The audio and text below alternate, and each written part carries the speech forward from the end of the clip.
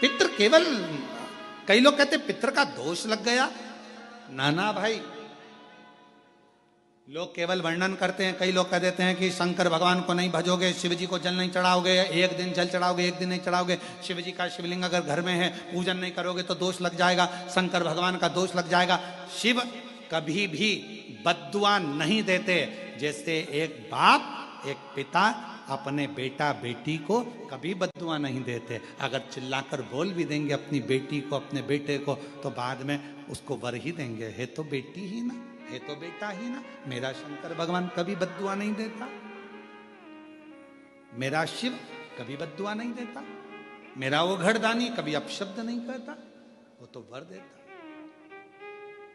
और महादेव नमन चरणों में, महादेव नमन, सब बोलिए सब, महादेव नमन चरणों में स्वीकार कीजिए, सबका किया है मेरा उद्धार कीजिए, उद्धार कीजिए। है त्रिपुंडधारी, है त्रिशूलधारी, है त्रिपुंडधारी, है त्रिशूलधारी। चरणों में तेरे बाबा जी पावन है चारों धाम, चरणों में तेरे बाबा जी पावन है चारों धाम। तेरी देव करते वंदना पूजे हैं सीताराम, तेरी देव करते वंदना पूजे हैं सीताराम। हो जाए पूरी कामना, हो जाए पूरी कामना, वरदान दीजिए, सबका किया है मेरा भी उद्धार कीजिए, उद्धार कीजिए। है त्रिपुंडधारी, है त्रिशूलधारी, है त्रिपुंडधारी, है त्रिशूलधारी। महादेव नमन चरणों में स्वीकार कीजिए, सबका किया है मेरा भी उद्धार कीजिए, उद्धार कीजिए।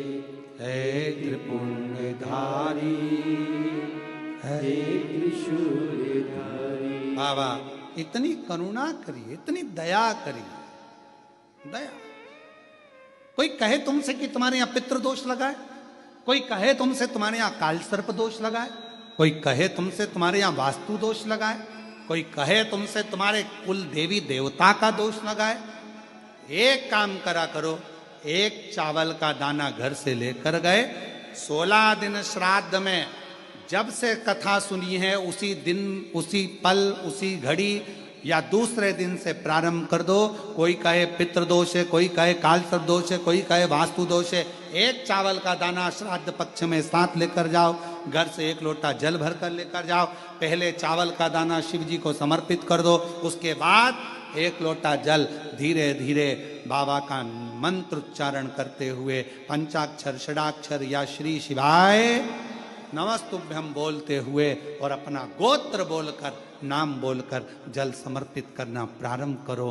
धीरे धीरे आपको खुद लगेगा कि मेरे घर का सारा दोष समाप्त हो गया है, सारा दोष, सारा दोष समाप्त। पितृपक्ष में जितना शिव की आराधना कर सकते हो, नवरात्रि में जितनी शंकर की आराधना कर सकते हो उतनी करो। शंकर की आराधना करने से नवरात्रि में शक्ति का बल बढ़ता।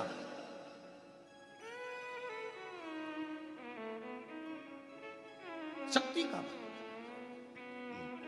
क्यों गुरुजी नवरात्र में शंकर जी की आराधना क्यों करना चाहिए? हमने कहा अगर माता रानी से जो मांगना है तुम्हें। अगर तुमने नवरात्रे में शिव जी की आराधना करिए, शंकर की कथा सुनिए, शंकर की आराधना करिए, शिव स्तुति करिए, शंकर को एक लोटा जल चढ़ाया, मां आद्य शक्ति तुम्हारे पर कृपा करेगी। क्यों? क्योंकि